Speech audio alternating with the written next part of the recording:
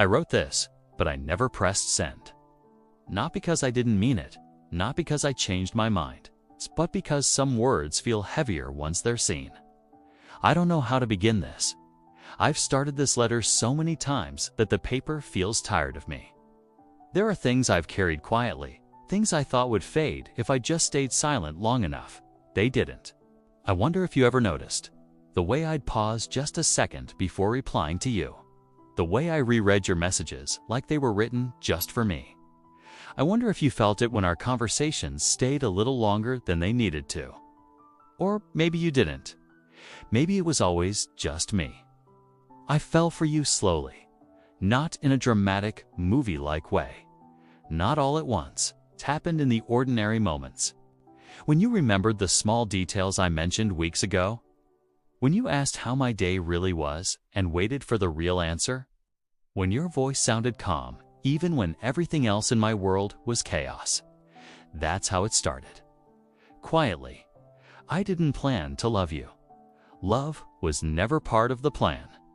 But somehow, you became the thought I carried with me everywhere. In silence, in crowds, in late nights where sleep just refused to come. You became familiar. And familiarity is a dangerous, beautiful thing. So many times, I wanted to tell you. I imagined your reaction more times than I can count. Would you smile? Would you be surprised? Would you start saying my name differently? Or worse, would you pull away? That fear, it stopped me every single time. Because losing you completely felt so much worse than loving you quietly. So I stayed. I became the person who listened, the one who always replied fast, the person who was just always there, and you let me. Not because you meant to hurt me, and not because you were cruel, but because I never asked you to see me differently. Sometimes I think you felt it. In the way you hesitated before certain words.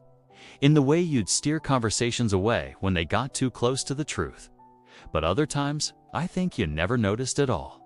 And somehow, both of those thoughts hurt the same. This letter isn't really a confession, it's an admission. That I loved you in a space where love was never promised. That I chose silence over the risk of honesty. That I stayed unread so I wouldn't be erased. I wrote the message late one night. The world was quiet, my phone was in my hand, and your name was right there on the screen. All I had to do was press send. But I didn't, because pressing send meant changing everything.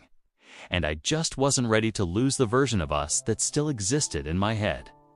So this message stayed right here, unsent, unread, unanswered. Just like my feelings, I don't blame you for any of it. You never asked me to wait. You never asked me to hope. You never asked me to stay silent. That part, that was all mine. Sometimes I imagine a different ending. One where I actually sent the message. Where you read it slowly. Where you understood. Maybe you would have stayed. Maybe you would have left. But at least I would have known. Life doesn't give us rehearsals though. Only moments. And some moments pass before we find the courage to speak. If love was a message I never sent, then this letter is proof that I felt it all deeply, even in silence. Maybe one day I'll write another letter. One that doesn't stay folded in a drawer. One that doesn't live in my drafts. One that doesn't end with hesitation. Until then, this message remains unsent. Not because the love wasn't real, but because sometimes loving quietly just felt safer than saying goodbye. Thank you for listening.